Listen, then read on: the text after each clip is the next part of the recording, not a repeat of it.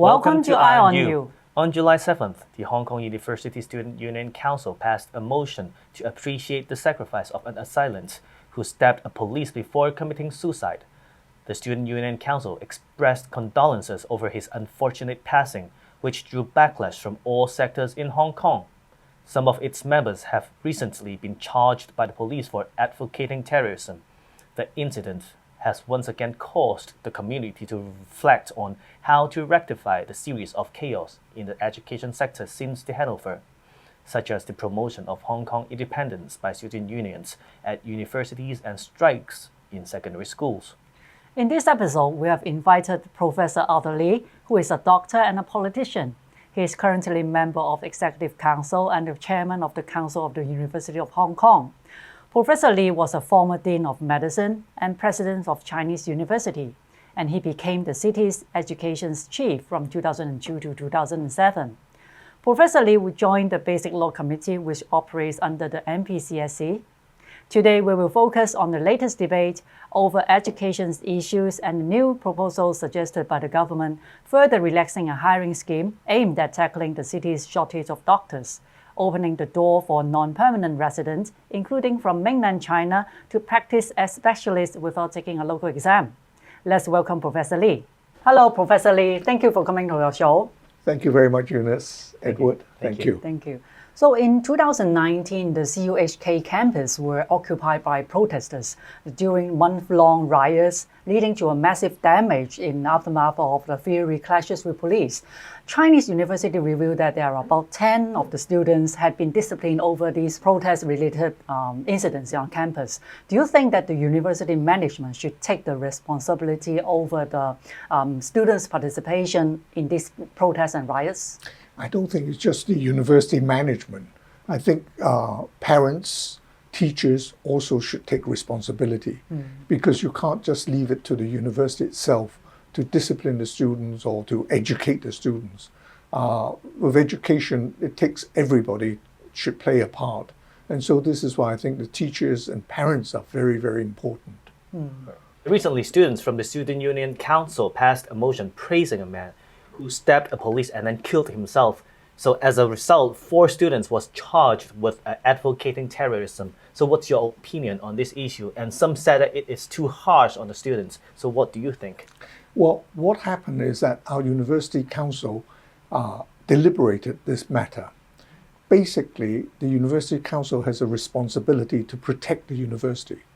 Now, under the national security law, in Article 26, anyone that gives venue, information or support to anyone who breaks the national security law is also liable for criminal charges. So in order to protect the university, we immediately took the step that all the 44 members of the union student are banned from the university, are banned from all university facilities. This is to protect the university. Now, having done that, subsequently, the police has charged 4 students. 3 of them are still in remand, and 1 has got bail. Now, those 4 students, we will have to wait for the courts to decide what to do with them. So, as far as we're concerned, the ban will continue for those 4 students. Now, for the other students, 5 of the students were not involved at all because they didn't turn up for the meeting. Right? So therefore, if they didn't participate in the meeting, there's no reason why we should ban them, right? There was another 5 students who turn up, but they turn up late. So by the time they turn up late, that resolution praising the terrorists has already been passed. So they did not participate in any of the voting. So therefore, they did not constitute any risk to the damage to the university. So again, we said those 5 students, we should lift the ban from them. So that makes 10 students, we lifted the ban. There were 3 other students who do not have voting rights. So they never voted. So if they never voted, again, we feel that, the ban should not be applied to them. So that makes 13 students. Now, there were 5 other students who voted for the resolution. But when we interviewed them, they were actually very contrite. And basically, they voted because of peer pressure. They didn't really understand what was going on. There was a lot of chaos and so on. And we felt that they do not pose a risk to the university because they were unlikely to damage the university. So again, we said, okay, those 5 students, we will also lift the ban. So altogether, we have lifted the ban on 18 students, with 4 students, the ban continuing. Now, there were still 22 students left, and we tried to contact them, but they are very uncooperative.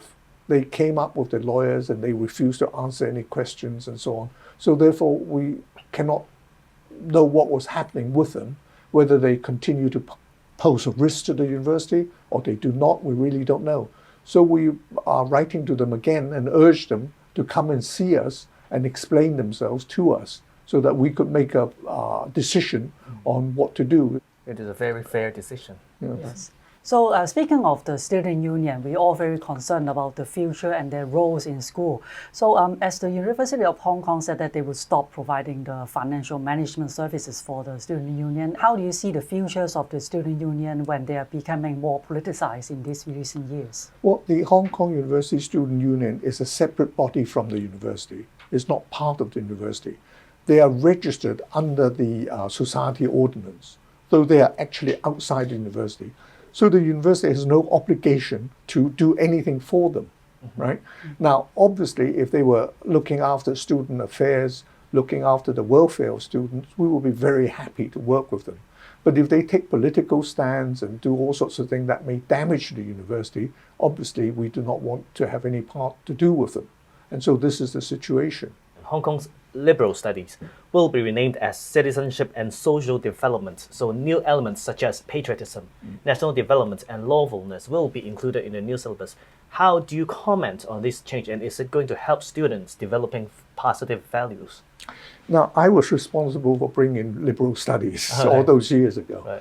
Right. Basically, we want liberal study to be a subject that allows critical thinking for the students. So instead of teaching history or geography, we try to integrate that subject into a more holistic approach. There's nothing wrong with the idea of critical thinking and helping the student to think independently, nothing wrong with that. Unfortunately, when it was implemented, we gave no training to the teachers.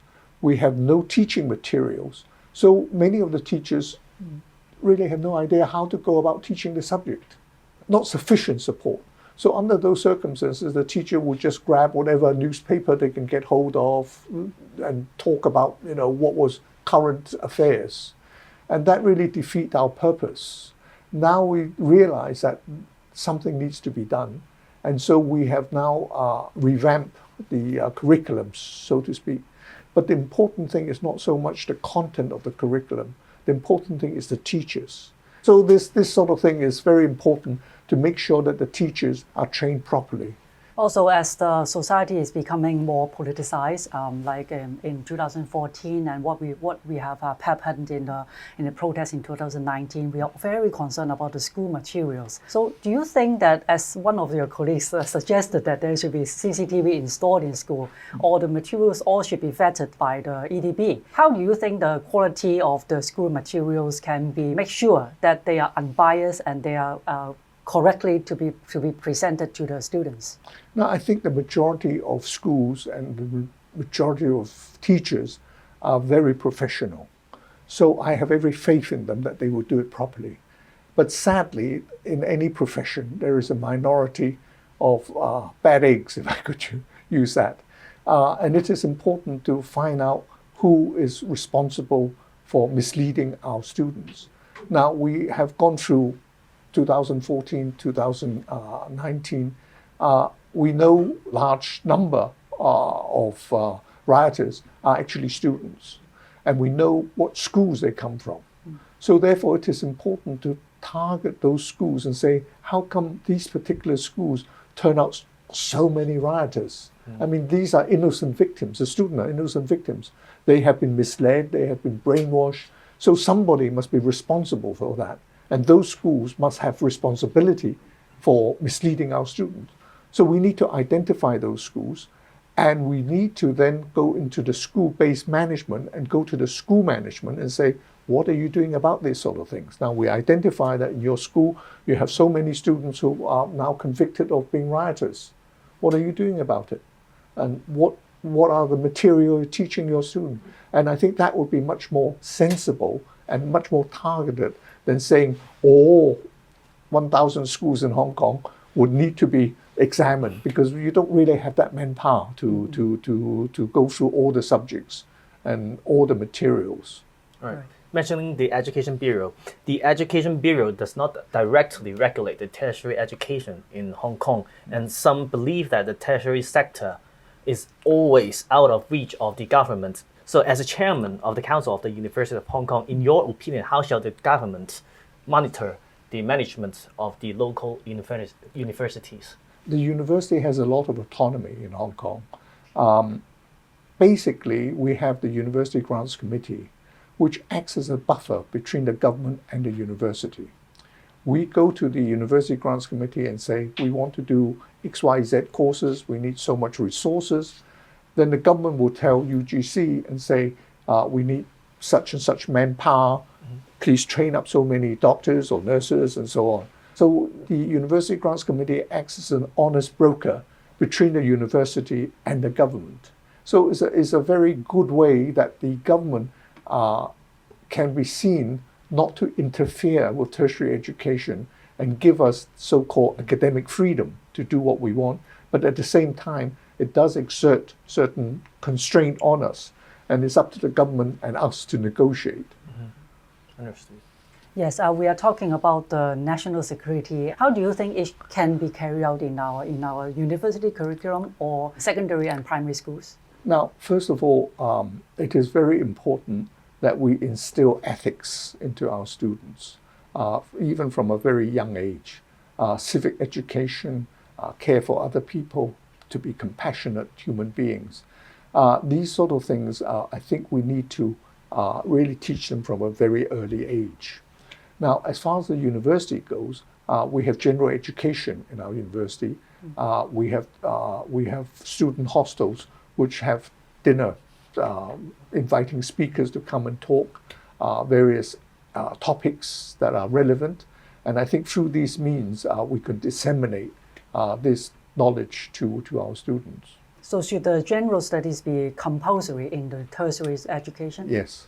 They have to do a number of courses of general education. Yes, to achieve some credits in the university. In order to do that. Yes. So let's talk about the healthcare system in Hong Kong. As we all know, we are facing an acute shortage of public doctors in our system. So in order to tackle this problem, some new plans are on its way, such as doctors practicing outside of Hong Kong will be allowed to work in Hong Kong without taking the local licensing exam. So do you think the new plan can tackle the problem? Well, I think, first of all, we all agree that there is a great shortage of doctors in Hong Kong, particularly in the public sector. Not so much in the private sector, but in the public sector. Now, the argument is that we need to retain the doctors in the public sector rather than import doctors. And one analogy that people have been saying was that the patient is hemorrhaging, so you should stop the hemorrhage, right? But I think the patient is hemorrhaging, you need to stop the hemorrhage, but you also need to give a transfusion, right? And by importing Hong Kong residents who are trained overseas back into our system is a form of transfusion. So I see nothing wrong in that our Hong Kong residents who are trained overseas, and it's their resources that train our people to come back to Hong Kong. So we should welcome these doctors who are our own brothers and sisters to come back and work in our public sector. And they have to work for at least 5 years, right, before they can become fully registered. The government has been criticized by saying they have not gone far enough, we should attract more. So now they are saying that, okay, if they are specialists who can come and work in Hong Kong, they can carry on for 5 years in Hong Kong. And if they're recognized, then they can get full registration as well. So this is really to open the door more to non-Hong Kong residents as well. Now, whether this is sufficient, I think we will have to wait and see. But obviously, the more doctors in coming to Hong Kong is good for the public, because at the moment, you have to wait up to 3 years to see an orthopedic specialist, right? And if you've got pain in your back or in your hip and you need an operation, you have to wait 3 years before you see a specialist. Now, it doesn't mean you get treated. It just means you get consultation. Then you got to another long waiting list before you can get treatment. And this is not good for our population. And this is not fair to our population. And so this is why we really need to do something about it. And this is what the government is trying to do. Now, the other problem, of course, is that we need to retain doctors in our public system. I would say most doctors are very idealistic. We work because we want to help people. But if our working environment is not happy, is not conducive, then we lose the meaning of our work, right? What are we working for if we don't get job satisfaction? So it is very important to ensure that our doctors in our public sector get job satisfaction. And at this moment in time, I can see that they're not getting enough job satisfaction. But hopefully, with the new chairman, Dr. Fan, I think he will be doing something to encourage doctors to stay on in the public sector, to give them a sense of purpose that they're doing something really worthwhile. And it's not just after money. I don't think it's a question of money. So we all know that usually doctors use English language for the daily work, such as writing out the medical records and for the prescription and such as like that. Some of the notable Chinese university in China, they also use English as a medium, as a teaching medium. So do you think that we should open up more, like in the recognized list for the Chinese university in mainland China? Well, there is now a committee to vet about 100 medical schools to see if they're comparable to our 2 medical schools here in Hong Kong. And certainly, many of these medical schools are really top class medical schools, right? Like my old university, Cambridge, Oxford, Harvard, Yale, Stanford, and so on. As for the Chinese medical school, if they teach in English, there are not that many, but like PUMC in Beijing taught entirely in English, and the standard is extremely high. So I have every confidence in this committee to vet which school are comparable to our standards in Hong Kong. So if they meet our criteria, I do not see any problem in inviting them to come to Hong Kong. Right. Thank you so much, Dr. Lee, for your time. Your sharing has been very insightful, and we hope that you can come back to our show next time. Thank you very much, Edward. Thank you so Eunice. much. Thank you. Thank you.